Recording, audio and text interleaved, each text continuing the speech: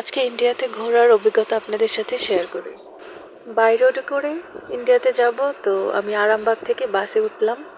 সেখান থেকে নামলাম যে বেনাপোল। তারপরে 2 দেশের ইমিগ্রেশন শেষ করলাম। শেষ করার পরে টাকা ভাঙিয়ে নিলাম। তারপরে উঠলাম টোটোতে। টোটো করে চলে গেলাম বনগাঁও স্টেশন। সেখানে ভাড়া নিয়েছিল 50 রুপি। আর বনগাঁও স্টেশন থেকে শিয়ালদা স্টেশন ভাড়া নিয়েছিল 20 রুপি। শিয়ালদা থেকে 150 রুপি দিয়ে হলুদ ক্যাবে করে চলে গেলাম মার্কুইজ স্ট্রিট।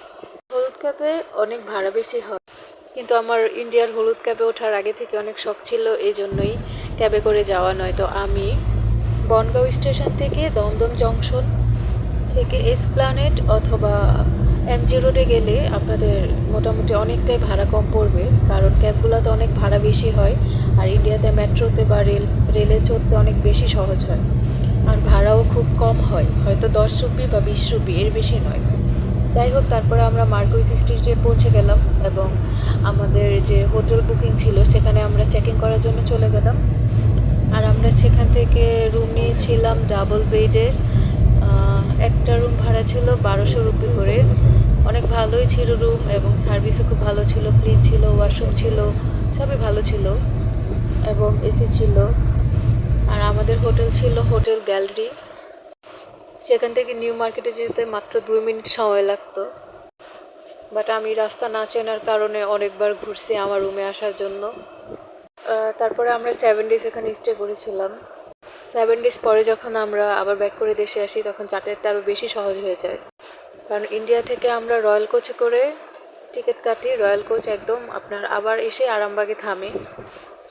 নিউ মার্কেটে যে স্ট্রিট জুসগুলি ছিল আলহামদুলিল্লাহ সেগুলো খুব ভালো ছিল। ইন্ডিয়ার খাবারগুলো মাশাআল্লাহ আমার অনেক ভালো লাগছে, এত সুস্বাদু খাবার ছিল আলহামদুলিল্লাহ, মানে এত মজা ছিল খাবার। আমি তো অনেক মজা করে খাবারগুলি খাইছি। রান্নার টেস্ট খুবই ভালো ছিল, আর খাবারে অনেক ভ্যারাইটি ছিল, তো অনেকগুলো খাবার চুজ করা যায়। আমার খুবই ভালো লাগছে। আপনারা যারা বাংলাদেশে আছেন, মুসলিম আছেন, ওরা মুসলিম হোটেল থেকে খেতে পারেন, খাবারগুলি খুবই মানসম্মত খাবার ছিল। আর আমি অনেক শপিং করেছি, শ্রীলেদার্স থেকে জুতা এবং ব্যাগ নিয়েছি। নিউ মার্কেটে যে স্ট্রিট দোকানগুলি আছে ওইখান থেকে আমি অনেক ব্যাগ, তারপর হচ্ছে কুর্তি, সালোয়ার স্যুট, পাকিস্তানি স্যুটগুলি নিয়েছি। আমার কাছে রিজনেবলের মধ্যে অনেক ভালো মনে হয়েছে। আর জুয়েলারি কালেকশানগুলো এত অসাম ছিল, অনেক সুন্দর ছিল। আমি তো অনেকগুলো জুয়েলারি কালেকশান নিয়ে এসেছি। আর সুপার শপগুলো থেকেও অনেক শপিং করছি, সেখান থেকেও নিয়ে আসলাম।